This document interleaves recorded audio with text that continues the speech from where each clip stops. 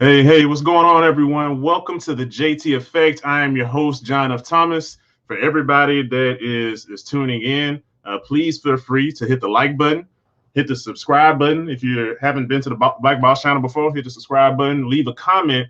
And I really want to hear y'all thoughts on this, man. Let me know what y'all think about this. We're going to dive in this conversation because, as y'all saw in the details, if you read it, we constantly hear about men being held accountable, not taking accountability and stuff like that. But let's flip it. Let's talk about our women being held accountable. Why most women aren't being accountable. But again, before we get into that, please hit the like button.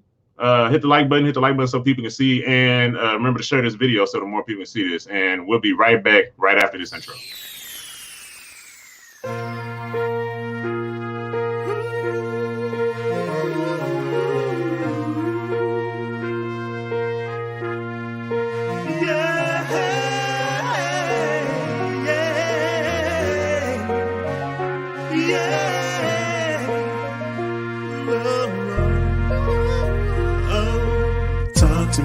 Just share with me your thoughts. Don't be afraid to talk to me and show me who you are. I wanna know. Talk to me. It's the JT Effect. Nothing else can make you feel like that. It's the JT Effect. Nothing else can make you feel like that. Talk to me. Just Hey, welcome everybody. Welcome to the JT Effect. Again, I'm your host, John F. Thomas. Welcome to the Black Boss channel. Also, if you have not been to the Black Boss channel before, please hit the subscribe button and hit the like button so the more people can see this video. We need this video to go out, support Black media by hitting the like button, by leaving a comment, by sharing this video so the more people can see this. And I have some amazing guests on here with us. Again, we're going to be talking about the topic, why most women avoid accountability, because we constantly hear about men avoiding accountability, and we do understand that. But why don't we expand that conversation and talk about what women aren't doing to be held accountable? So I want to bring in my guest, Tariq Abdul-Khaaliq. What's going on, brother? How you doing? I think your mic is muted. I still can't hear. Let me see. I can. Oh, wait, sorry. Okay, what's going on, brother? Yeah, what's up, man? Everything's good, man. Just trying to survive out here. And I got my other guest in too, because I wanted a female perspective as well. Amari Dixon. And she is a professional photographer out in Los Angeles on film sets, and she's constantly around a lot of people, like around a lot of conversations. I'll let you explain yourself, because I think the audience knows who myself and T are for the most part. But explain who you are, Amari, for the audience who doesn't know. Again, thanks for having me on. Amari Dixon, I'm a freelance photographer here in LA. I do find myself a lot on film sets. I'm a unit still photographer, but I'm also a photojournalist, and I find myself a lot recently documenting our recent Black Lives Matter movement here and across the, not only here in LA, but then across the United States as well. So you're right, I do find myself in a lot of different circles, having those different conversations with people. So yeah, I'm happy to be on to talk about this conversation. So yeah. Yeah, we're glad to have you. And what's going on, Tanya? B1 back to you. For all those who are tuning in, type in B1 in the chat if you believe you're Black first before anything else. You're Black first before you're Republican. You're Black first before you're a Democrat. You're Black first before we're just Black. We're Black. I don't have to be just a man and just a woman and we're attacking each other. We are a Black community. So I want this to be a space to where we are really having an honest dialogue, a real dialogue, and a real dialogue. So that's why I got my man Tariq Abdul-Khaaliq, and we talked about this before. So actually, I want to go ahead and toss the question out. Like, why are women okay, for the most part, with talking about what men need to do and what they aren't doing? But then when we kind of turn it around, change the mirror back on, themselves, like look at your own reflection, they feel attacked. So I don't, maybe Amari, if you want to go first, ladies first, I'll be respectful on that sense. Well, I think, and I mean, I know we are talking about women specifically, which I do agree. I think accountability just off the bat is a human thing, like across the board, that people just can't. For some reason, having accountability is hard for people to accept, and especially if it's them holding accountability for something that they've done wrong. I do believe that that's a man, woman, and that's just an issue in general. But the only thing I can possibly, as we get this conversation started, to think that why women might have a more issue with being held accountable. I don't know if it's just how women are raised as well in regards to how they see themselves in a relationship, or how they were raised by their parents and things like that. And so I think women, maybe it could be how women are being did and how women are being raised that could attest to them not wanting to hold accountability, because we don't hold accountability as humans in general. But then I think it's easier to toss the blame to someone else before accepting the blame. And I think as women, sometimes we might tend to get a little in our emotions and possibly want to toss blame toward others before looking at ourselves. And that, again, that goes to how you might have been raised, what happened in your life, family. There's a lot of factors that can be involved in that. Excuses. Yeah, so now, and so we have a Be Easy, that dude. He said, and so, and not, and I don't think he was saying that for you. He was saying just adding to what you're saying in general, that Yes. that the people have a lot of excuses instead of Yes. taking accountability. And True. and if that's what you're saying, be easy, then you don't have to say anything else. You can say yes or no or whatever. But that's what I'm thinking that you're saying. Anyway, T, I'm gonna toss that question over to you. What are your thoughts on that, man?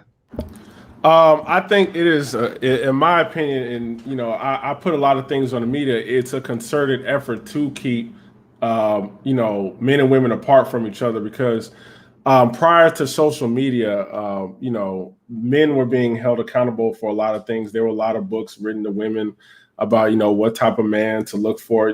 Talk shows when it deals with relationships are primarily geared towards women and not men. So, and also I attributed that to the feminist movement, with the rise of women's rights, which I don't think any man has a problem with, women getting equal, rights as far as voting, place of work, equal pay. That is not an issue. But I see the way, if you're going to try to emasculate men, I do believe the best way is to always have men always be wrong, women always be right. So when someone doesn't take accountability for something, then they engage in the same destructive behavior over and over again, especially if we're looking at the Black community and the Black family, which I don't put all the blame on women. I never do. I always put 50-50 blame on both sides, because it takes a man and a woman to create a child. But if you want the Black community to remain in dysfunction, you take a side. So if you want to take the woman's side and you elevate them and they can never do no wrong, that's going to make the Black man feel slighted. And then now he's going to start coming after the Black woman. And you see that going on in social media. Now men have their groups and now they are lashing out. And yes, this is just to create dysfunction. That's why I believe why it's like this.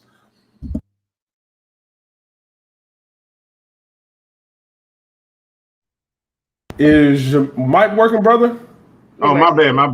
It's funny. It told me too. It's like, hey, I think your mic's muted. So no, I was saying I agree. I think it's interesting that because we had a conversation the other day, and I wanted to bring it up because you mentioned something about what was it what was it like just women who are like more so attacking like the men and not being held accountable. I forgot what maybe it had to do with the woman who was an assistant to Joe Biden or something like that. I forgot exactly. Oh, Simone Sanders. Yeah. Yeah. Yeah. Go ahead. Sorry. No. Because it was just interesting. Like I thought of, I couldn't imagine a Black man who was on CNN going out and saying to like a Black woman, like, let's take for example, like Amanda Seals. Let's say she says something, critical of a certain candidate, and then you got a Black man who's on, CNN saying, we don't need to hear the unsolicited opinions of Black men. It was something to that effect that what Simone Sanders said to Uncle Luke when when he went on Kamala Harris, he pretty much went on her policies, went on why she's not a good fit for Black people. He never really denigrated her as being a woman in herself, but she took it there. She took it to the gender angle. And what they don't understand is when you talk like that, Black men see that, and they see that as an attack on all manhood, and then they associate, well, that's a Black woman doing. So you see what these Black women do, and that furthers this dysfunction. Yeah. You know what I'm saying? Yeah. Well, we got to call it out. You can criticize them, but why you got to say a Black man as if you can't have an opinion on this? What? No, I agree. I was gonna say, I think someone else said it earlier. Someone made a comment, and I think it's about taking the time to listen. Just like how when he said the statement excuses, and how someone might just take that instead of listening. Someone like another woman might have been like, "Oh, what you saying? I got excuses," and it's like, no, listen, it's not excuses that I'm saying for you particular. It's excuses on both sides. So I think it's just that fact of everyone is just so quick to jump and attack before actually listening to what the person is saying. And then again, like you said, the division that creates between the Black men and Black women, it's like we're consistently like doing this when it's like, I think that again, it's just creating that more division if we don't listen, and that understanding that there needs to be accountability held on both sides and actually listening to it, and just, and then again, I like that. It's like, and I think, John, we've had that conversation. It's not necessarily about what you're saying, it's about how you say it and how you put it out there. The words that you use, like again, and how he presented him, and how that word is like how what you say can come off as attack, even though you're not trying to attack. So think about what you say before you say it and how you're presenting it. So that way, because I mean, it's something to where we all probably have some type of like seated, like either if it's not trauma, if it's not like anger, animosity, it's in there within us because we've all had situations. But it's like when you come out and you want to talk to someone, think about like how you're saying it toward them, and that way you're not like attacking them. Because I feel like, and then also again, when you're having a conversation, sometimes people come at you as if it seems like they're attacking you, and you want to attack back, but sometimes you have to like step back and be like, okay, I know where they're coming from. It's a place of something like anger or some type of animosity. Hear what they're saying, and then be like, okay, wait a minute, that's not what I was saying. I like just having that conversation and dialogue instead of just like back and forth yelling at each other. But yeah, like I totally agree. That's a good question. Okay, I want to go back to what somebody else said in the comments, but I'm gonna try to remember it for later. But something you just said about just watching what you say, and I think even T and I have had a conversation on like maybe trying to say things a certain way. But also, I guess my question is there a little too much? Because Amari, you and I just had this conversation. Is there a little bit too much coddling in this sense? Are we caught? Because like, for instance, when it comes to like Kevin Samuels, for example, when he says whatever he says about men, but then he says the same thing about women, then all of a sudden, oh, he hates Black women. He hates Black women. He doesn't like Black. Why couldn't he say it nicer? Why couldn't he say it? And it's just like, well, okay, if you're asking for equality, right? I do understand, like sometimes you have to say things in a nicer way, because I do get that, because even like with my dad, he has to talk to my mother in a certain, we can't just say whatever. I mean, I do understand that, but also there has to be a point of maybe are we just coddling too much of that ego? Is it too much of that, or whatever the case may be? Because it's like I want to tell you the truth, but if you're not willing to accept the truth, and the truth may hurt in this sense, it's almost a good portion of this is just kind of like I think back to like maybe where it's like, oh, you said it to me, you said it too nice, and it's just like, well, if I'm a father, right? I'm not saying I'm trying to be a father to people, but I'm just saying if I'm a father and I have a daughter, I'm gonna keep it real with her in some aspects, or probably a lot of aspects, but I'm just gonna keep it real with her because I know how grimy, how hard, how ruthless the real world is. And you are gonna get that hard truth from me. It's gonna be in a loving way. There is love there. So you don't ever think that I don't love you, but I'm gonna keep it real with you because I know how hard the world is. So, and I guess are we coddling our own people in a sense too much in some cases? It's just like I don't know. T, what do you think in that sense? I think you're muted. I'm sorry because I got my mic. I can be okay. Yeah, but anyways, yes, especially for black people, they do coddle the black women because the thing is gonna sound like black relationships is really rocky. I mean, you can see that all played out through social media and our media in general. Like, we are outside of white people, we're really only race that, black men ain't this and black women ain't this. We are that race doing that. So there is a vested interest in that because you got to understand, when you got a single motherhood rate of like 70 something percent, that's not good. That shows that there's something socially going on wrong with black people, but the system maintains that dysfunction because when you don't have a father in the home who is raising their children, the son does not have a male role model. So how does he know how to be a man? How does he know responsibilities? How does he know how to treat a woman? He has no idea how to treat a woman because he never seen his mother be treated correctly and vice versa. How does a woman know how to be around a man when she's never seen her mother be around a man? So yes, I think it's a vested interest. And then you got like our like status symbols, and people don't get mad when I say this, but it's true. Like, they throw out Lizzo in front of us and they make the black woman be the face of body positivity. I'm just like, why? Our people are dying from diabetes and obesity. Why are we looking at that? It has nothing to do with her talent in her career. Great. I want her to be the highest that she can go. But when you put that out there and you say that's beautiful, and then you got young black girls listening to you and they're like, well, I could be like this. I'm beautiful. No problem. Especially if you're a heterosexual black girl and you're trying to make men, majority of men don't see that as attractive. That's just a fact of life. We don't look at that and see that as something beautiful and attractive. It's something that we work hard for to get.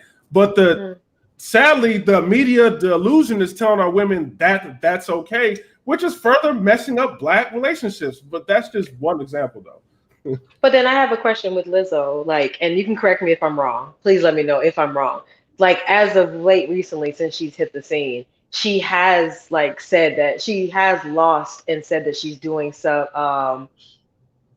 she is doing things to better her health. She has actually lost weight since she's hit the scene. She's not, she has lost weight and she has like started a healthier lifestyle to help better her health in general, because she still has to get out there. She still gets on stage, performs, and does everything. So my question is just like, is it that she's promoting body positivity to be like, I'm accepting the skin that I'm in, and yes, I may need to improve on some things, but that doesn't mean that I don't have to be shamed and hide myself. I don't have to be like, oh, I'm ugly and I'm terrible because I don't fit into this type of body structure, which again, if we're talking about what men aspire to get as a woman, what are we talking about? Because if we're talking about what we see in the media, that's a whole nother conversation about what men are aspiring to get as a prototype for the woman and their body features. So in argument against, not an argument, it's just as a rebuttal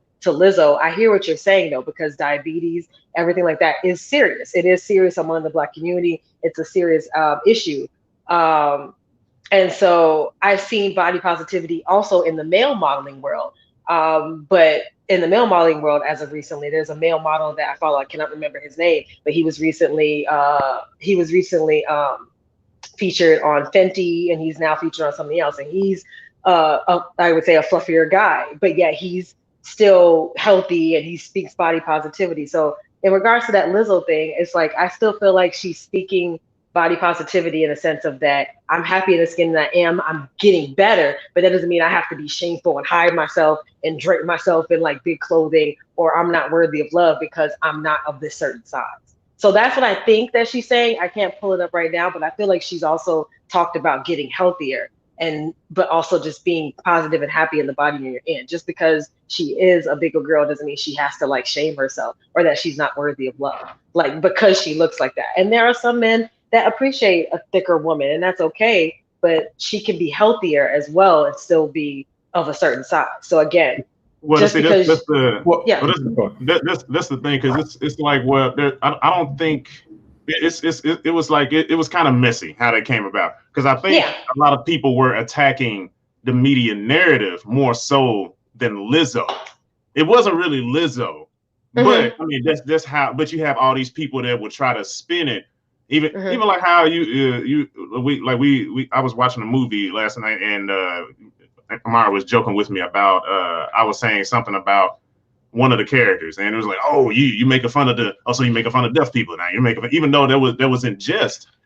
But that's how a lot of people come out, and it's just like, oh, so you just hate fat, you hate fat people, you hate fat. It's like, no, we don't hate fat people. It's like you're not listening to what I'm saying. What I'm saying is this should not be the trophy of what Black people should aspire to, because we already have enough issues. We don't eat healthy. We're overweight. We have diabetes. We have heart issues. We have et cetera, et cetera, et cetera, et cetera.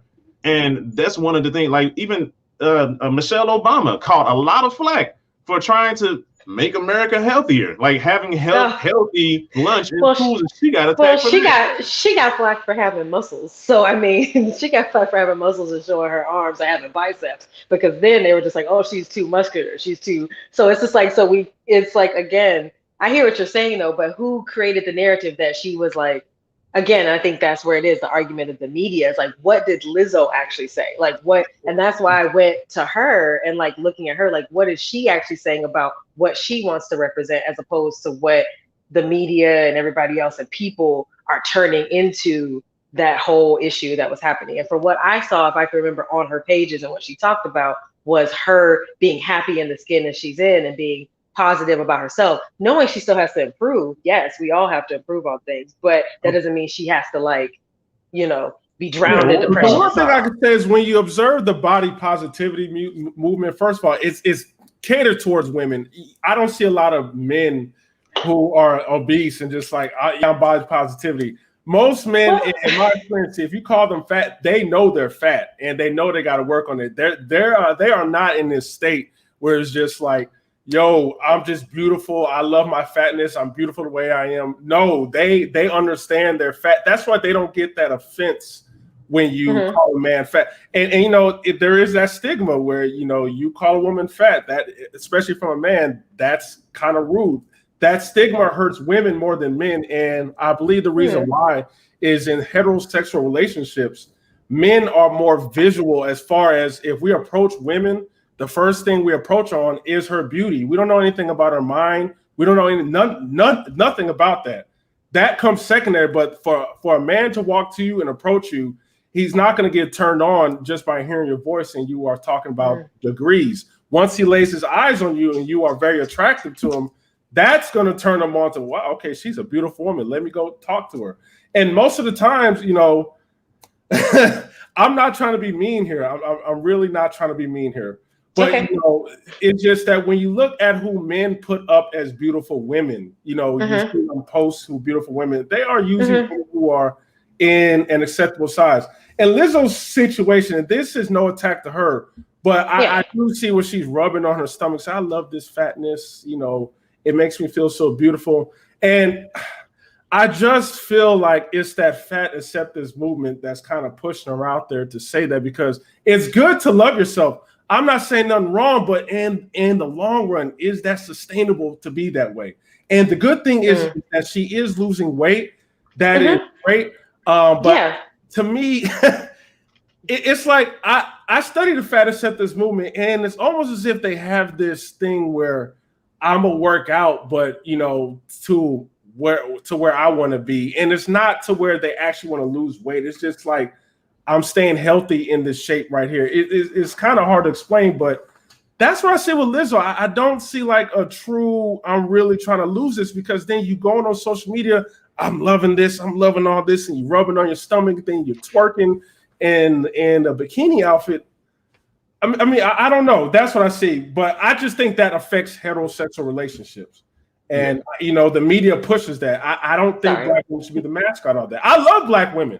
I want them to live long. I'm not going to be like these men who are like, I like them thick, I like them big, because they are thinking in a sexualized way. They just want to sleep with her. Yeah, she got the thick booty and everything. I don't think that way. I want Black women to live longer. I don't want to just have them big. So I like that big part of her. I sleep with her and then I just go on with my life and she can just do whatever. No, I think that's very unhealthy.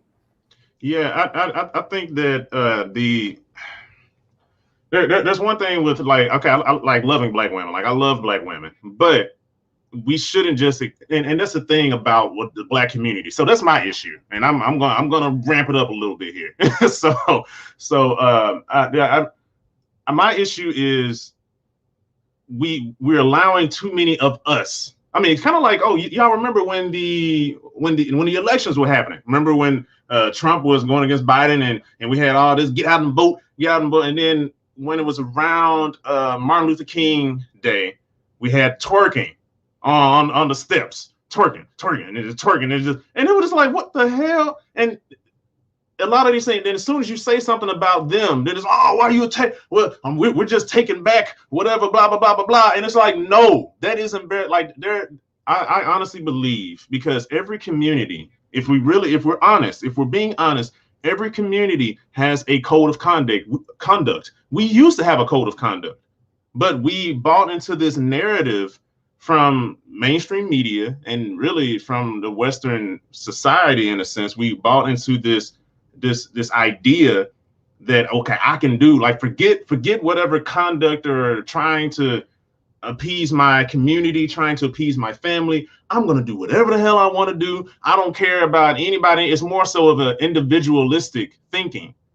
And that's dangerous, because if you look back, like, especially like the Native American community and the African community, like if you go way, way, way, way, way back, it was really based around community, like protecting, not thinking about yourself. It's like, if this person is hurt, I'm hurt. If I'm hurt, this person's hurt. I have to make sure I'm looking out for everybody. But we're more so looking into the individualistic, like, I'm doing me, screw all these other people. I don't care if they look like me, man. I'm out here doing my thing. I'm out here beautiful. I'm whatever. And it's like, no. You are, whatever you're putting out is a reflection of, you're representing other people, whether you want to or not, whether I want to or not.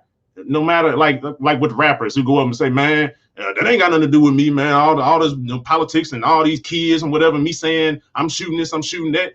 Yes, you have a responsibility, whether you want it or not. You don't have to want that responsibility. But I can go and have kids and just knock up women. But guess what? Now I have a responsibility, whether I want it or not. I have a responsibility to those kids. Just because I don't want it doesn't mean it's not there. That doesn't take away the fact that responsibility is not there. So there needs to be some accountability. And ultimately, I feel we're coddling we're coddling one another too much. We're coddling certain people too much.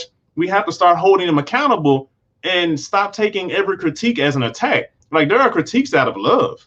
Like with Lizzo, like I've never heard one person say, yo, Lizzo sucks. Like, Lizzo is horrible. She's not talented and nothing. I've never really heard, maybe from one person, but for the most part, a lot of people really like Lizzo.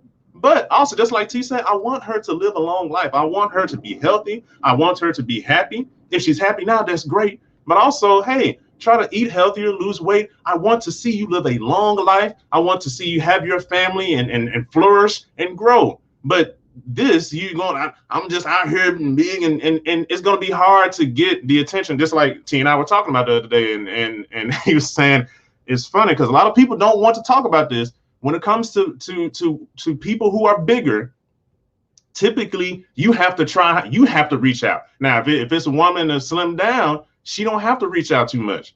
She don't have to, and I know it's going to trigger some people, but I'm just putting it out there that for a woman who is typically slimmed down, it's a little bit easier for her to just sit back and the dudes come to her. But now we've even seen, like, Lizzo has been sliding into people's DMs, like Chris Evans' DM, and I was drunk. I was drunk DM. Nah, man, because even you as a celebrity, because there's not a lot of dudes really trying to get at you like that. If the dudes that are trying to get at her, they just want to hit. They're not really trying to be with her long term, and that's just being honest. Like, me personally, I would not want to talk to, like, I love Lizzo. She's talented. But at this size, like, I'm not looking for Lizzo like that. I'm not. And all love to her. All the love to her. But I mean, that's just being real. I know a lot of dudes don't say this because they get attacked. But I want to have this conversation because I want to put it all on the table. Because, like I said, there's too much coddling going on. And we're being a little, we're tiptoeing. You know, we got to stop this whole tiptoeing. I'm walking on eggshells and all. Like let's keep it real. And this is out of love. Again, I love Lizzo.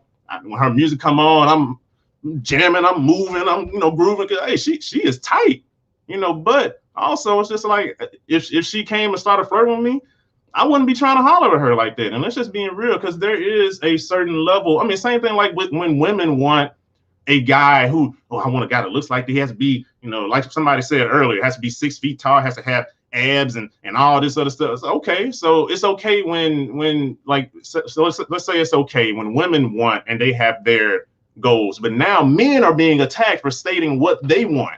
It's like, okay, well, hey, I want a woman who is in shape. Oh, well, man, half of y'all ain't even going, and it's accountability on both sides, because both people do it, because it's just like, oh, y'all sitting there talking about you want this and want that, and you look like a keg of beer. And then for the end of men attacking women, you talking about you want a man that look like this, and you looking like a bag of potatoes, a sack of potatoes or something. And it's just like, and yeah, but it's just like T was saying, the constant attack back and forth, that we're not really getting to a common ground of just like, hey, okay, what's the real issue? Because right now we're just screaming at each other and we're just attacking each other. Like, what is the real issue? How can we get to the heart of it? And let's stop holding and coddling, because just like a parent who's talking to, if I'm talking to my daughter, I'm not gonna sit if she come, hey, Daddy, how do I look? And it's just like, oh, you look nice. Like, hey, you could lose some weight. I want you to be healthy, and I would tell my daughter that. I mean, I probably say it in a certain way. It's like, hey, honey, you need to. I think you need to start exercising some. You're starting to, put or whatever. I don't know. I don't have a daughter, so I haven't had that conversation yet. But ultimately, I'm saying it out of love, because I want her to be healthy. Also, I want her to potentially, as she gets older, to attract men. Because I don't want her to repel and then sit and wondering like, what's wrong with me? And it's just like, well, as a man, I know what men are looking for. So let me help you get the best success you can get. Not saying that that's all she needs to focus on, but that will be an aspect of her life, because you want to have a family, you want to procreate, and I want to help my daughter get to that point. So, I mean, it's not an attack. So that's the issue that I'm saying. I don't know. Somebody else, what are your thoughts? Well, yeah, I hear what you're saying. Understanding when you come to raising your daughter, because and then something that I thought you said, and this is not an attack to you, but this is something that I think that when it comes to raising a daughter that men possible need to think about, is like, my dad raised me. My dad was a military man, and when he raised me, he didn't raise me to think about my body conscious for the fact of whether or not to attract men. He made me think about my body conscious in the sense of, I need to be healthy to be able to take care of myself, to live a long life and be successful. And then the man conversation came. It wasn't the fact that he was talking about my health or my body in the sense of that was my way to attract a man and that was my goal. It was more so my health was the reason for my health. And I think that's a conversation that that I had with my father, because he was just like, I want you to be healthy so that you can live a long life, you can protect yourself, you can be out, you can come out, you can be in this world for a long time and do what you need to do. And then if you find a man or a husband, that's great, but that's not the point. That's not the goal. And so I think that in regards to the body positivity thing, yeah, and that's just how I was raised. So I think it just needs to be accountability on both sides. Like, I understand that, women looking a certain way to attract a man. But then I think in regards to social media, as I think T was talking about earlier, I think if we're looking at the media, here it is, it's just like someone like, it's like you look at some of the rappers and you look at their videos and things like that. And let's just be honest, sometimes the rappers don't be in the best shape, but yet they have all these women around them that are in this certain shape, but yet they look like a certain way. And so you're telling me that it's okay for you to look that way and you can have those women, but yet other way around. So that was just my only response to that, because I see it and I mean, like I said, I don't go by the society, like the social media and the rappers and all this stuff. I try to just follow my own self to make sure I feel good and I'm good. But like, if we're talking about what our children and what a lot of people are consuming in the media, that's the accountability on both sides. Where it's like you got someone let's take DJ Khaled. I don't know, like, but they don't have a six pack. They're not out here looking like Shamar Moore or Michael B. Jordan, but yet they have these women around them that look like the type of archetype and prototype that men would go for. And so again, I'm thinking like it's just accountability on both sides. Like, if you want a woman that looks a certain way, make sure you're presenting yourself in that way too, and vice versa for women. Like if you're looking for something, don't hold someone else to a standard that you can't fit yourself. That's how I feel. Like if I'm asking for someone to come to the table, yes, I was gonna say that. Yeah, they have money. But I understand. And going to what you're saying, I mean, a lot of people look. I mean, just being honest, and I'm a Lil Wayne fan, but that dude is ugly. A lot of women sitting there just like, oh man, Lil Wayne, Lauren London, a whole bunch of women just throwing themselves at him. Please have my babies, and it's all about for a good portion of women, status and money. But T, go ahead. The thing is, and I agree with the sister was saying. The thing is, men and women attract different things. So this is why, and this is not an excuse for a man to remain. And I kind of want to move past the body thing because I think we're on it for a minute. But this is not an excuse for a man to be out of shape, because if you're a father, you have a family, you have a business, you don't want to get taken out early due to health issues because you neglected yourself. But what I'm saying is that the reason why men kind of don't see that, that fat that's too big as far, I mean, let me not use fat, their obesity as too big of an issue, is because they understand that when they make a lot of money, it doesn't matter. And we see that most of the times, it just seems like women are more attracted to what a man can bring to the table versus his physical from off top. I mean, you can have a swole broke man or a rich fat man. And most of the times the rich fat man is going to win over that swole broke man. And we just see too many examples of that. I think that's why men kind of don't look at it that way.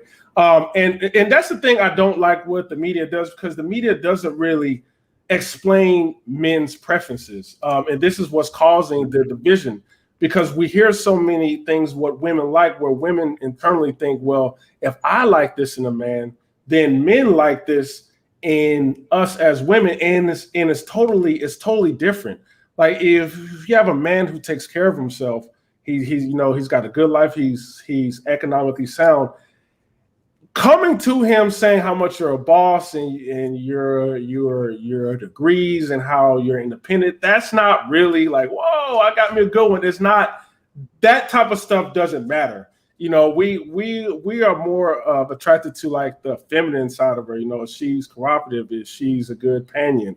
If I have a family, would she be a good nourisher? It's those type of things. So, yeah, it's just that the media has just been telling us over and over what women like and not what men want. And that's why we have this division. This is why we're having these problems. They are taken aside. They're not being balanced. This is going to create women who don't know what to look for in men. And then men may get really bitter and lash out on women, and they don't even know what women are looking for. So I think that's got to change. Also, I wanted to, for everybody that's tuning in, please hit the like button if you haven't already. Hit the like button, leave a comment. I see y'all been leaving lots of comments. I appreciate it. Share this video so the more people can see it. Subscribe to the Black Boss channel if you have not already. I wanted to point out, because T, you and I were talking about this the other day, for women who, because going back to the accountability thing, there are women who are like, they will say stuff like that, going off of what you said, like I'm independent, say I don't need no man, and yada yada yada, all this other stuff.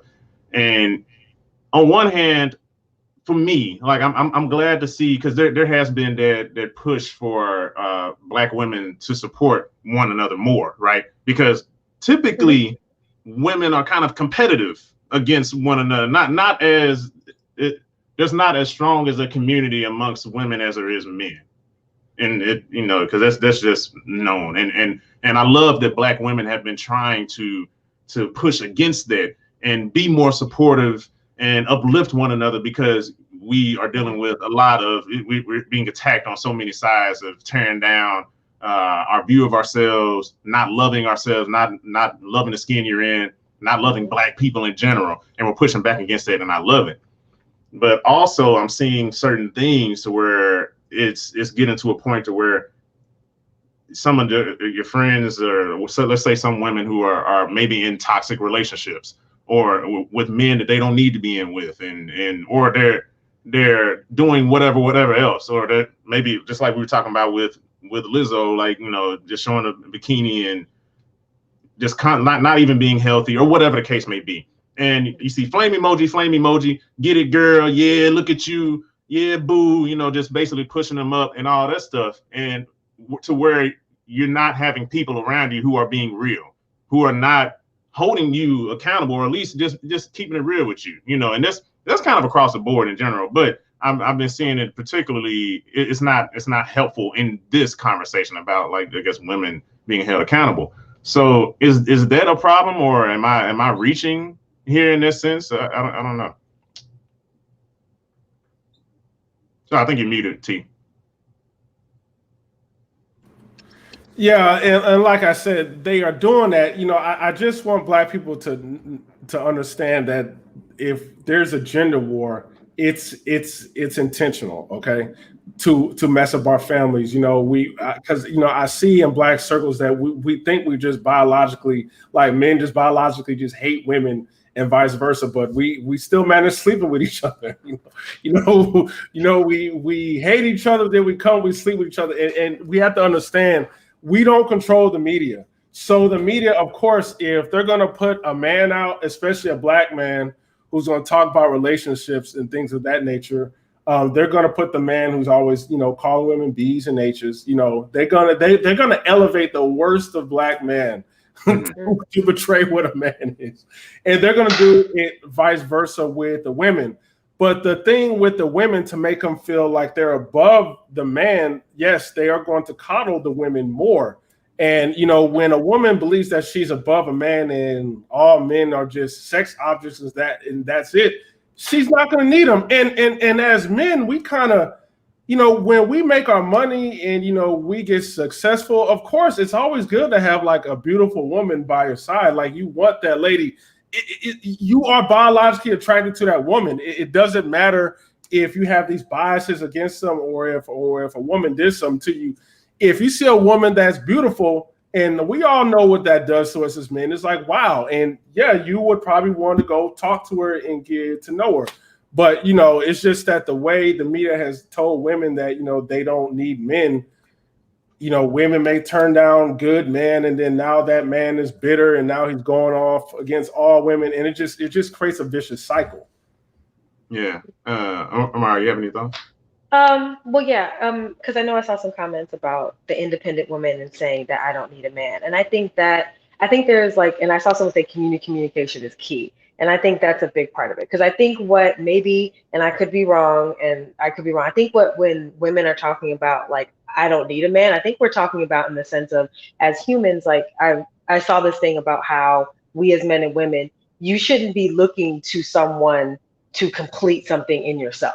You should come to a relationship or to someone as a whole person, because you can't put the responsibility on someone else to fulfill what you're missing in yourself. Only you can do that. So I think you can do that. So you're not looking for a man or a woman to complete you. You're looking for a man or a woman to complement you, to grow together. You come together as whole to make two whole parts.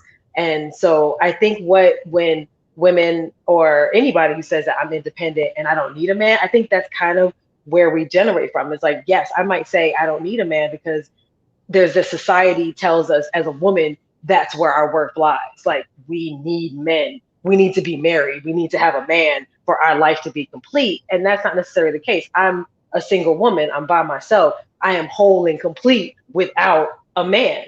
I am looking for a man and a partner to come in and give me my two, and we become two halves to make two wholes. But I'm not necessarily looking for a man to complete the 100% of myself that I should be. So I think sometimes there's a miscommunication in that when a woman says, I don't need a man in a sense like that. And I think that might be the miscommunication going on in between with independent women. It's just like, I found wholeness within myself. I found wholeness in my life as a complete woman, as a complete human. And then I'm looking for a man to come in and add to that. So I think maybe that might be a little bit of the miscommunication. And again, when Oh you're yeah. having a conversation with a woman and she says, well, yeah, I'm independent, like, and then again, how you say it, like, yes, if your man asks me, do you need men? I'm like, well, no, I don't need a man to make my life whole. I'm a whole person. Like, I'm a whole person I as guess a woman by myself.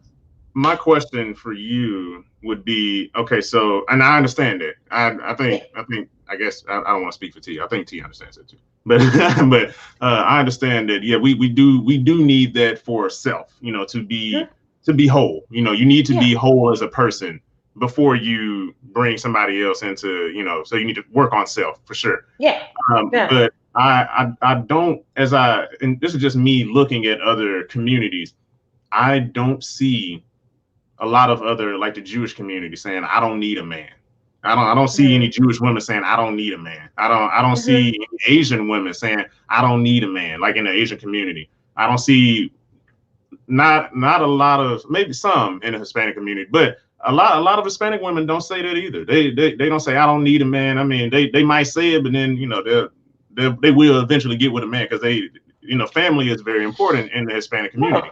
So I feel like there's been a lot of media and a lot of this white supremacist structure that has come in and has infiltrated. And so, I mean, that goes back to slavery, where it's just like the black man was beaten in front of everybody, to where the woman sit there and can see like, oh, this black man tried to stand up for us. I can't depend on him. So I have to make sure that my kids don't do that. Don't stand up for yourself. I can't depend on this black man. And that's kind of where that independence might have started, to where it eventually blew up into a song later on in the 1990s, where with the Destiny's Child, or Independent, or whatever, all the women who are independent, or I mean, which it's supposed to be, about self-love and stuff like that. But also, we already have enough issues with this country and this white supremacist structure keeping the black man away from the home. So it even extended past slavery, to where there's programs where if you want this money, you stay in this house. If you want to, the black man cannot be in that house. He cannot live with you and your kids. So the black man had to be removed away in order for that the family had to be separated, in a sense. And then it went even further, to where there was drugs put in our communities, to where you're locking up black men now for doing drugs, even though you're not allowing them to create and you're giving out jobs, but you're not giving them money to create their own businesses. So like we wanted to integrate so much that we left our businesses trying to join, the get along gang and everybody, that we left our own stuff. So that rolled on towards where it's just like, well, if the man ain't here, I don't need a man. I'm independent. I can do it by myself. And to where it got so toxic now, to where, because a lot of men, in the communication is key, but also, I guess in this sense, we want to say like how you say it, or I mean, because words are powerful, right? Words are very, very, very powerful.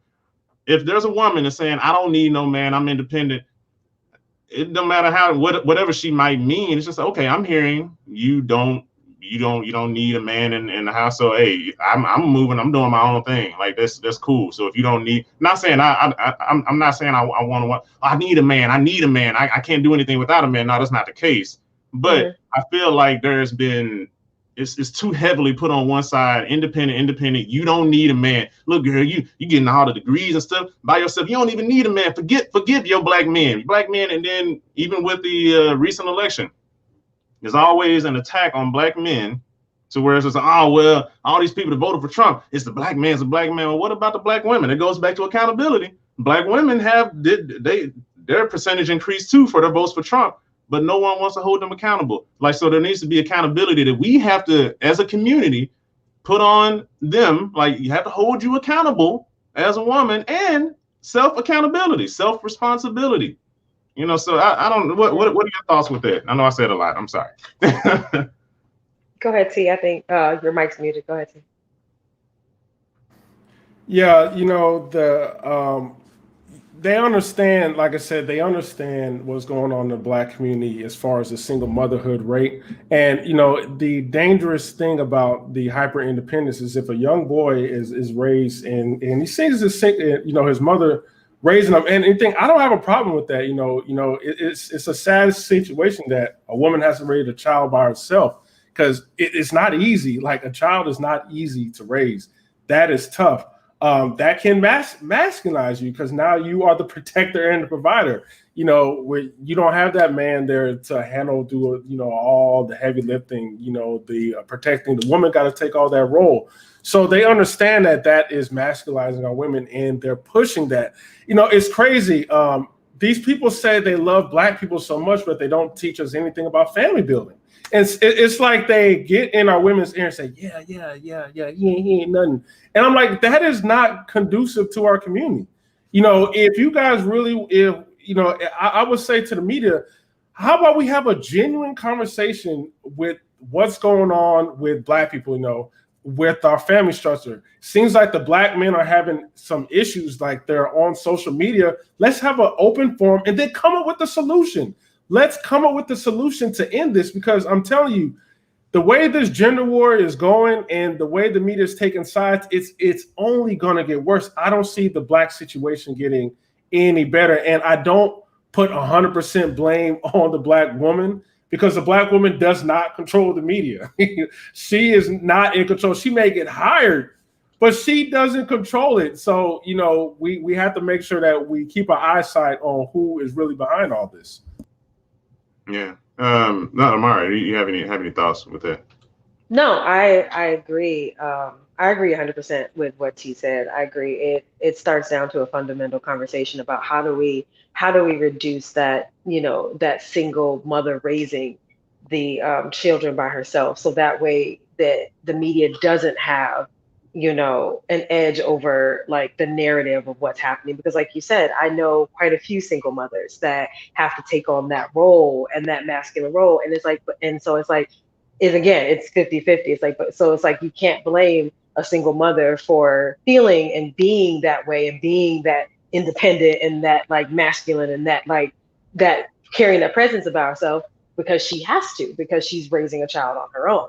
And so I think it goes down to the fundamental, like you're saying, is like talking about family structures, talking about how we can get into our communities to reduce the single mother rate. So that way the media doesn't have something to prey on like that in regards to like creating that war between us and the Black community. So I agree. It's like it stems down. It's not an easy solution, but it's like, again, I fear that it's going to get worse before it gets better. And I think, again, due to a lot of things that are going on in the government with the rate of Black men, like I said, being still incarcerated, mass incarceration of Black men and things like that is an issue, which is going to breed this conversation continuing forward. And so, no, like I said, I agree with what T said, though. That was and also what it can do to young Black boys, especially if you're a young Black boy and you see your mother doing everything, you may believe that she's Superwoman. So you get with the woman, you get her pregnant, and you did, well, you know, my mama raised me by myself, so see ya. And seriously, so it can have that effect. If my mama can do it, you can do it. So yes, that's something we have to push back. And yes, we gotta. I would say, you know, we need to hold the Black community accountable for this, because, like, when are we going to take this seriously? Like, I mean, like, we over here fighting in front of the world, and no one's going to have a serious conversation. We're just going to focus on other things while the home is just destroyed. It makes no sense to me.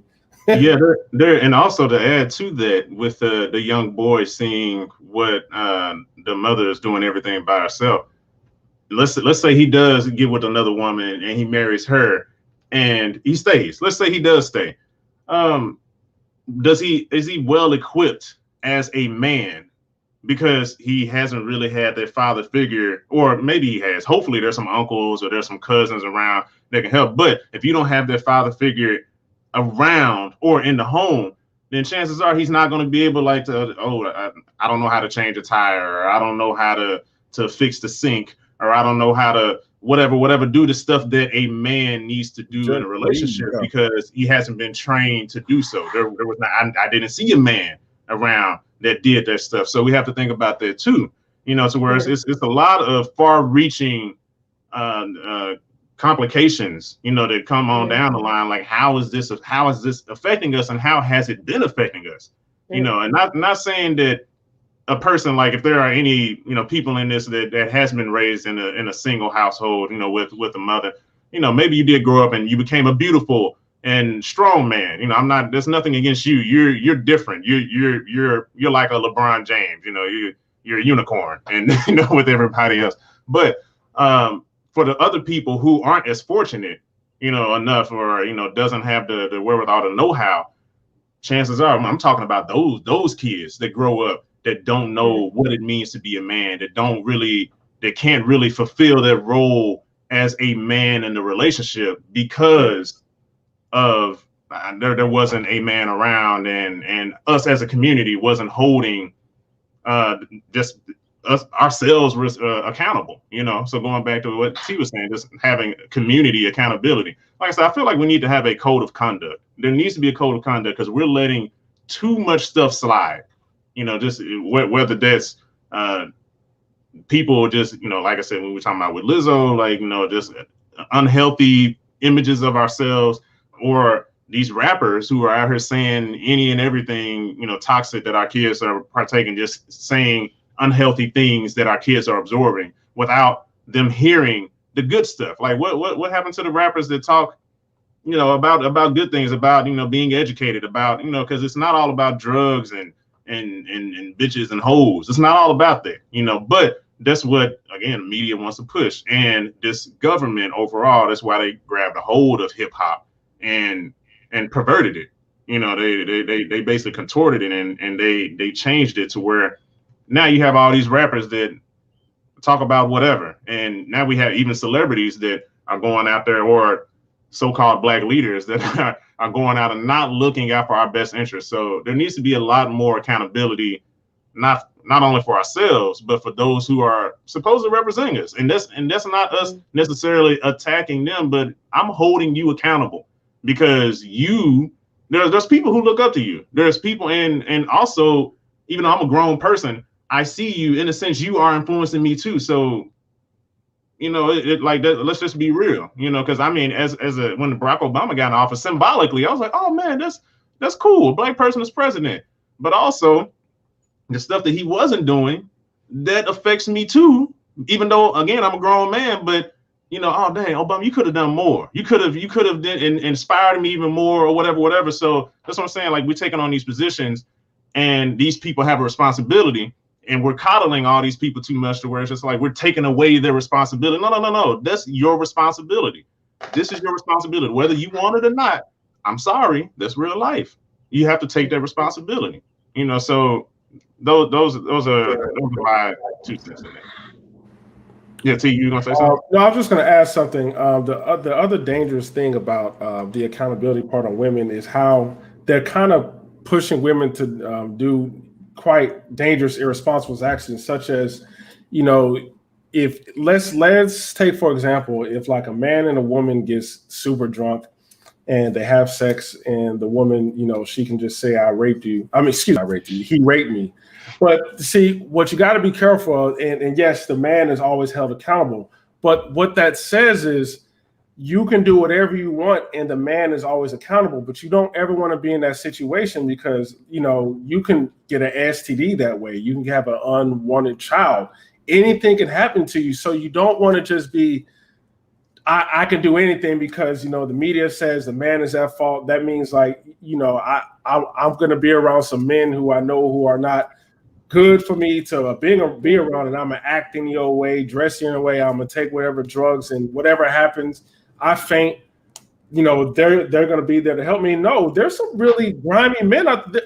There's some dudes I got to be careful around. You know, there's some really grimy dudes. And you know, the other thing about women dressing, I don't control the way women dress, but, you know, when it comes to children, you know, sometimes the movement is like, we shouldn't tell women how to dress. I mean, young girls how to dress in school. We used to teach boys how to treat young girls. I would agree to that to a certain extent. If you see, this is why fathers come in and kind of regulate their daughters, because we know how men think. We know how men look at other women. We know what turns it on. We know what it does. So we're like, some of these mothers have their girls coming to school dressing like they 25 and up, and I'm like, no wonder why the boys is trying to do what they're trying to do, man. Look at how she's looking. Like, they are young, you know, their hormones are racing, and you walking around looking like that. And it's nothing misogynistic about it. We're just saying, be careful if you keep doing that, knowing how men are, because I'm a young boy and I know how it was when I was in school. I'm telling you, the conversation is not, let me get to know her. That is not the conversation. The conversation is trying to get inside her. And, you know, it's things like that where the media is not really talking like that. It's almost as if you guys are just misogynistic and teach boys not to be attracted. You can't teach a boy not to be attracted to that. If he likes booty, he likes booty. There's no way you can talk him out where he looks and there's not something biologically going on with him where he wants to mate with her. Now, you can teach him to be respectful. If she says no, don't chase, don't be abusive, you know, don't force him to do anything against his will. Yes, I think we do need to teach our young boys that. Sorry, go ahead, Amari. Oh no, I was gonna say definitely agreeing with what he said, but then also like, that it goes back to our systems, like, and this is just giving knowledge about myself, like again having that, like, because if you are, I mean, at a certain age, I think the point of which is another part of what the government does, taking sex education out of schools and not having it in schools enough to teach young people about not only sex but just safe sex. Like I don't understand.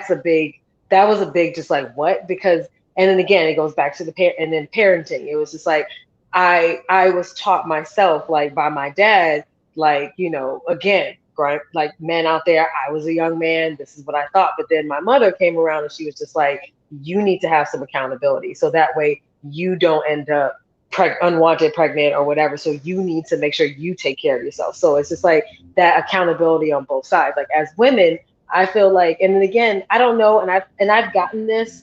And I think sometimes this is just society, media and stuff, but I've gotten this, the fact that as women, you should have condoms just like the guy has condoms. I was taught that when I was young, like with sex education and everything. If you are out there engaging in sexual interactions, you should have a condom and he should have one. So that way there's no excuse on either side. Oh, you don't got one? I got one. Like having that self-accountability in regards to your and in regards our sexual lives and things like that, to avoid unwanted pregnancies, which goes down to not having sex education in the schools, saying young men, young women, have condoms on you. Because if you are going to engage in sexual interaction, be safe about it, because you don't want an STD, you don't want to get pregnant. And so it was just, again, having the accountability on both sides, teaching young men and women how to hold themselves accountable when they act toward other people sexually or things like that. And then also when they engage in sexual interactions, to have that accountability so that you know.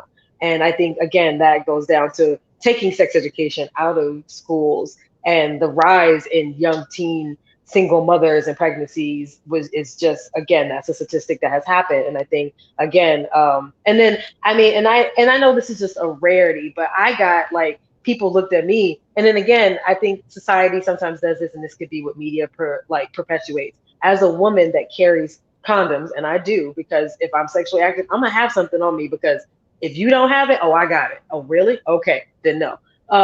Was that society would teach me, oh, why you have condoms?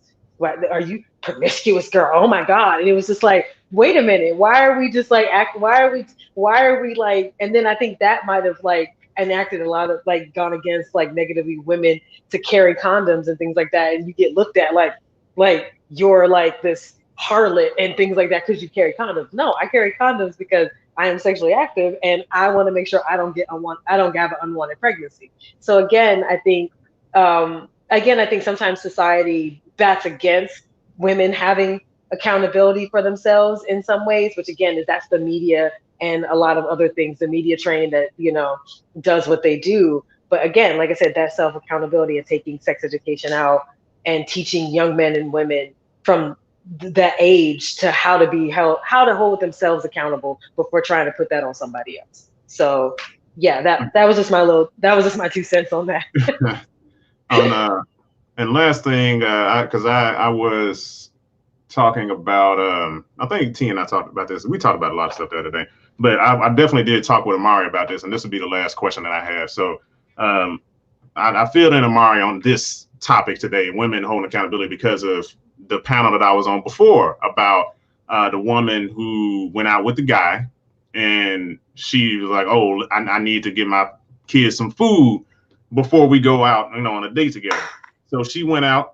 Actually, can you take me to McDonald's so I can get my kids some food? Okay, cool. Went to McDonald's. The dude, didn't pay for the food. So she was like kind of turned off from there. Just like, oh, he ain't even pay for my kids' food. So, he ain't finna get no draws tonight or whatever, stuff like that. So, and I was just sitting there thinking, like, why is it at that point the man's responsibility?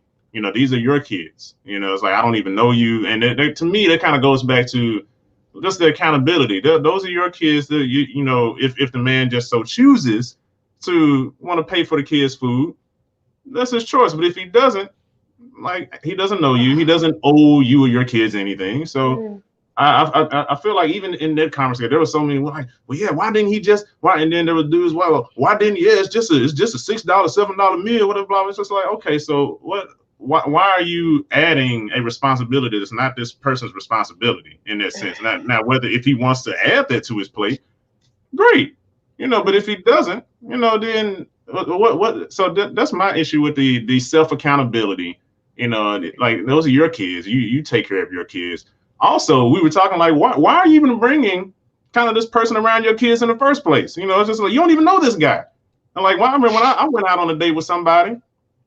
And it was 11 o'clock at night, went to Perkins, and there was a little kid at the table. And I was like, who's this? Whose kid is it? And it was her kid, just pouring salt on the table. And I was like, one, it's late. This kid shouldn't still be up. And also, it's just like, well, I mean, I understand she probably, I think she said she couldn't get her parents to watch the kids, I guess, on such short notice. But I would have been fine you canceling. It's like, hey, you know what? I got my kid, let's reschedule so this can happen. But and with that, it's just like it turned me off because of their lack of self accountability in this sense, where it's just like, you don't know who I am. I could be, for all you know, I could be a pedophile, and you're already bringing me around your kids. And it's supposed to be a date with us, and your child is there, and this is weird. Like, what if I like little girls? You know what I'm saying? What if I'm an R. Kelly or something like that? You know what I'm saying? Like, that's not. I don't know. I think there needs to be more. There just needs to be more accountability. Basically, that's just what I'm saying. It's too much coddling. And at that point, I'm repeating my anyway. Any last thoughts on that end from anybody?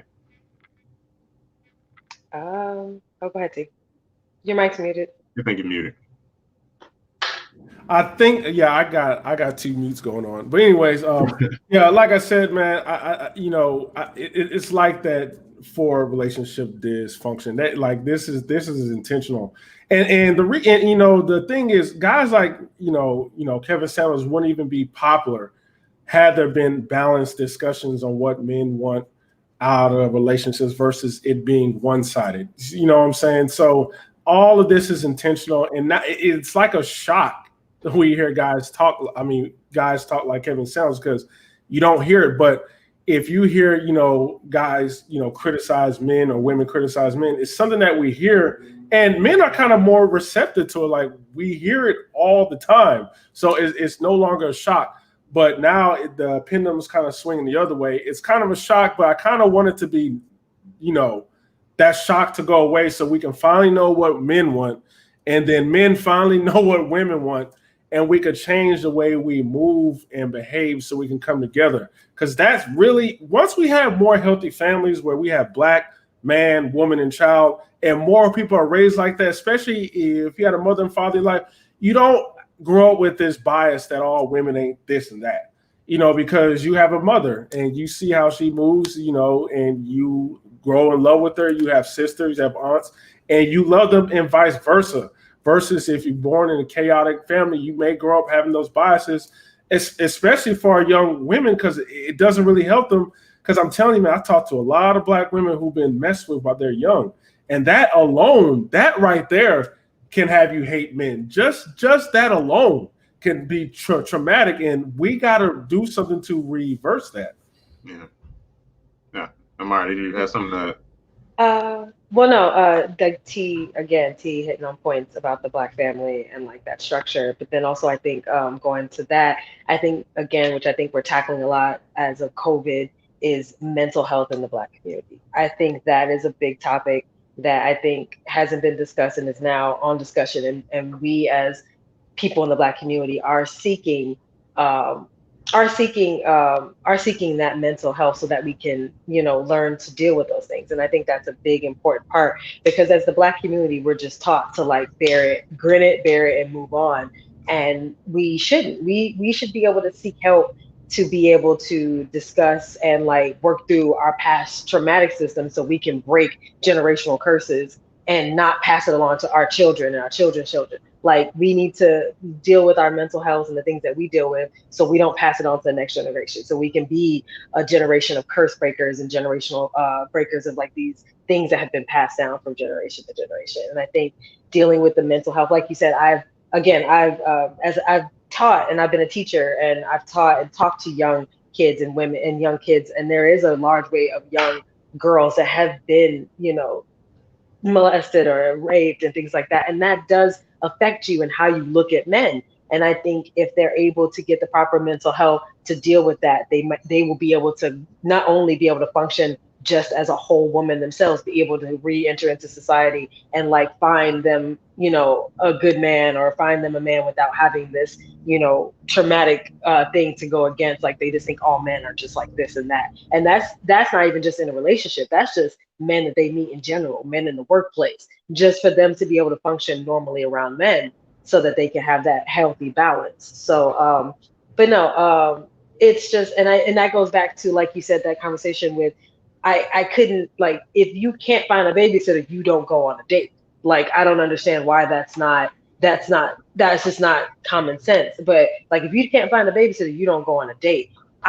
Me as a woman, and again, it goes back to family structure. When I was taught, my dad taught me, he was just like, first date, you do not have that man come and pick you up at your house. He was like, a first date, you meet him somewhere, at least a good 1 or 2 times. Granted, I love going on dates. I love being picked up. Open the car door for me. Yes, but I'm going to meet you first before I invite you to my house because I don't know who you are. And my dad taught me that because he was like, you don't ever invite a man to your house just like you met him the other night at the coffee shop and he's just like, can I take you out? Yeah, here's my number. Dan, here's my address. No. So my dad taught me that as I got older, when I was in college and I was living on a campus by myself, he said, you do not let these men know where you live right off the bat. And that was something my dad taught me. Don't get me wrong, my mom taught me the same thing because she learned from her father, again, to deal with things like that. So again, it's that family structure to teach you as a young man or woman thing, how to be it. And if you are a single mother or a single father, that you may not have that man or woman in your life, it's great to find those aunts, those uncles to kind of fill in that gap to be able to, raise the children to be whole people as we go out into society. But yeah, I agree. I don't understand that. Don't, especially if you got kids, like you do not like, and I've talked to men who have had kids and we've had that conversation to where I'm not going to introduce you to my kids 6, 7 months down the line. And I respected that because I was like, I don't want to meet your kids either, because if we don't last, I don't want to impart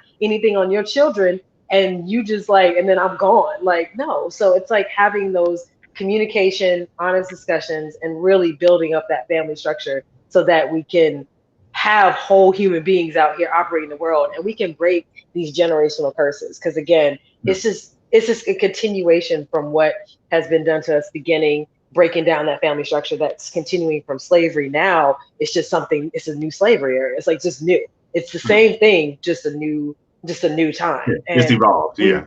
It's just evolved. Right. Exactly. So, yeah, no, I agree. T hit it, but yeah, I just agree. That's like really some of the things we need to concentrate on. And then I think as like a society, we need to help, like if there is a single mother and a single mom, like the resources there for her to have male figures in her life, like getting the resources for the Black community to help single mothers and then to create more family hold structures.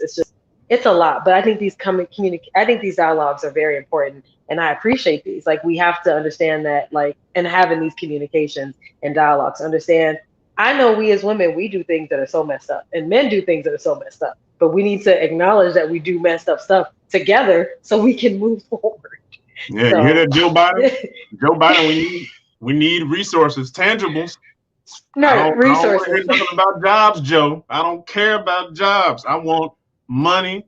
Run me my check, reparations check, and resources so that we can build our own jobs and build our own businesses. I don't want your stinking job. So that would actually bring the community together more. Like if black men, man, we was employing, even our women at such a large scale, their respect level would raise up tremendously. Oh yeah. So that that's so yeah, let's talk about them businesses, man. Right. As we approach the anniversary of Tulsa, we think about that, and and we just and then we think about how essentially we've never recovered from some of those things and those mass massacres that happened in these communities where we were building. We still haven't recovered from that. And it's just it's just evolved into a new era of what they've done to us for a long time. So it's a lot to work through, but then conversations like these just help with the communication between us as black men and women to so we can come together. Because once we can come together and get here, we can hopefully make some progress. So hey, Tanya, you don't have to be dropping these truth bombs, Tanya. Man, goodness, I didn't get a chance to read it. What did she say? Delete. I was like, I didn't get a chance to see it. She said sloppy Joe. Caps on and everything, boy. Tanya has been dropping. Tanya's been dropping truth bombs the whole conversation. Thank you, Tanya. Tanya out here hurting feelings. Running the truth. So that's just what I said. We need more accountability, and also we need to come together. Just like T was saying, this gender divide is extremely destructive. I think the feminist movement has been moving into the black community and has been brainwashing us in all the worst ways. So where I don't need a man, I can do this by myself, and that's not beneficial to the black community. So not only that, when you tell men to rely on their softer side, don't lead, you don't have to take initiative, act really sensitive. How does that make a man want to grow to be a strong provider for his family? He's gonna, if a burglar breaks in his home, he's gonna be hiding with his wife. They both gonna be, because he doesn't have that ability to go down to confront, because he's been told to always follow. The thing what I don't like when the feminist movement comes on the men, when they talk about men issues, where they say, oh, men need to cry more. I don't have a problem with men crying. Shoot, I cry. Mm-hmm. But you don't cry in front of your enemy. That's the problem. I'll go home, I'll cry in front of my woman, but I'm not getting on mainstream TV and crying in front of a bunch of white people about someone called me the N-word. Now the enemy knows my weakness and can use against me and take me out and get my family. No, you want a man to be strong, so when it comes time to fight or stand for something, he stands tall and he's not in fear and not always cowering down. So that's very dangerous. What I don't like is when they talk about men, it's like they want us to just be really weak. And you can't survive life like that. People are going to say cruel things to you about your mama, about your kids, about your wife. And if you just act with first instinct, well, you just messed up your whole legacy. Now you locked away in jail for life and you can't support your family. So yeah, I think that's very destructive. Mm-hmm. Yeah, no, I was also told that my mama told me that she was like, no matter what, in the workplace, if you're ever in the workplace or you out in the field and you're dealing with things and you encounter things of like you said, either injustice or racial issues, whether it's because you're a woman or because you're also a black woman, she told me, she was like, never let them see you hurt. She was like, no matter what, she was like, if you need to if you got to go to the bathroom, you got to go to your car, do it there. But she was like, if you ever involved in something like that, never let them see it, never. And my mama taught me that because she had to deal with a lot of things in her workplace. And she was just and she was in a workplace because she was a nurse. She was in a workplace with a lot of, people above her that were, mostly white men. And they would say things and do things. But she was just like, she's like, I would never let them see me sweat. I would never let them see that they got to me.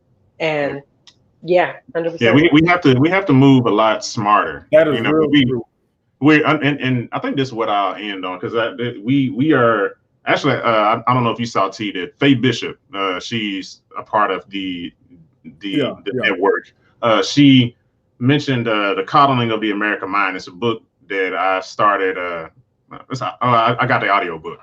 And it's something that it speaks to. We talked about this before. T and I have talked about this plenty of times, where especially during the election, we as Black people, we're being too emotional. We're going off of our base instinct, like the first instinct that pops out. We going off of it, and we're basing all our argument around it instead of pausing for a second and thinking like, is this the reaction I should give? Or should I, pull back? Let me think about this. Like critical thinking. There needs to be more critical thinking. And that goes to the Black women and the Black men. So we need to stop going off of our first impulse, because just like he said, if the enemy knows your weakness, that in a sense is our weakness as a Black community. Mm-hmm. We're going off of our first impulse, triggered, and it hurt my feelings, and we're crying on CNN, we're crying on MSNBC, where all these white people are sitting around the table and they looking at us like we crazy. Like, man, hey, JT, so glad that Trump is out of office, and JT, you can be a successful Black man with a family, and if you crying like that, all they have to do is send some 80-year-old white man with a MAGA hat on, call you in where you hit him, you possibly knock him out, kill him, and you go to jail for life because you're so emotional. You're not thinking rational.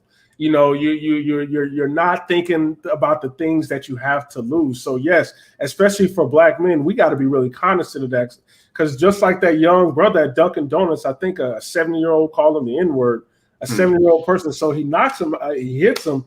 Dude dies 7 days later. Now he's going to go to jail for 20 plus years. I mean, seriously. I mean, did you have to go that far?